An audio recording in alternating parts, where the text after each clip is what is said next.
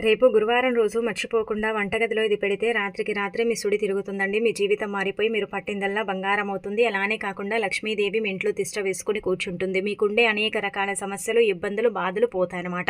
కాబట్టి ఖచ్చితంగా వంటగదిలో ఏంటంటే ఇది పెట్టండి. అయితే మనం ఏమిటంటే కనుక ఒక రకంగా చెప్పాలంటే పూజ గది తర్వాత వంటగదికి చాలా ప్రాధాన్యత ఇస్తాము. ఎందుకంటే ఉదయం నుంచి సాయంత్రం వరకు మన వంటగదిలోనే కదనండి ఎక్కువగా టైంని స్పెండ్ చేస్తాం. కాబట్టి ఏంటంటే మన వంటిల్లు బాగుండాలన్నా అంటే నార్మల్గా మన వంటింట్లో కొన్ని ఏంటంటే పనుల వల్ల మన ఇంట్లోకి చెడు అనేది ఏర్పడుతుంది. మనకు తీరని కష్టాలు వస్తాయి. ఎక్కువగా ఏంటంటే కనుక ఆర్థిక ఇబ్బందులు వస్తాయి. లక్ష్మీదేవి ఇంట్లో ఏంటంటే కనుక క్షణం కూడా ఉండదనమాట.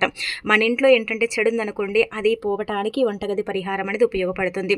అయితే ముఖ్యంగా చెప్పాలంటే కనుక వంటగదిలో చెడు ఉందనుకోండి, పదే పదే ఏంటంటే కనుక మనం వంట చేస్తున్నట్టయితే మాడిపోతుంది. రుచి ఉండదు, పచ్చి ఉండదు, ఏదో తెలియని దుర్వాసన వస్తూ ఉంటుంది. ఉన్నట్టుండి సామాన్లన్నీ కూడా పడిపోతూ ఉంటాయి. అలానే కాకుండా ఇంట్లో అనారోగ్య సమస్యలు వస్తూ ఉంటాయి. ఆర్థిక పరిస్థితులు ఏంటంటే కనుక అస్సలు కూడా బాగోకుండా పోతూ ఉంటాయి కదా. కాబట్టి అలా జరుగుతుంది. పదే పదే ఇలాగే అవుతుంది అనుకోండి. మీరు గురువారం రోజు రాత్రి పడుకునే ముందు ఏం చేయండి అంటే కనుక ఒక చిన్న పళ్ళెం కానీ ప్లేట్ కానీ చిన్నది తీసుకోండి. అందులో ఒక స్పూన్ ఆవాలు పోయండి. చిన్న టీ స్పూన్, పెద్దది కాదు, చిన్న టీ స్పూను. ఒక చిన్న టీ స్పూన్ గల్లులుప్పు పోసి చిటికెడు కుంకుమ పసుపు ఇంకా పోసేసి అందులో ఒక జీడిగింజ పెట్టి గ్యాస్ స్టవ్ మీద కానీ గ్యాస్ స్టవ్ కింద కానీ పెట్టేసి వదిలేసి రాత్రంతా ఉంచండి. మరుసటి రోజు లేస్తారు కదా, లేవగానే అదంతా కూడా తీసి ఒక కవర్లో పోసేసి బయట పడేయండి.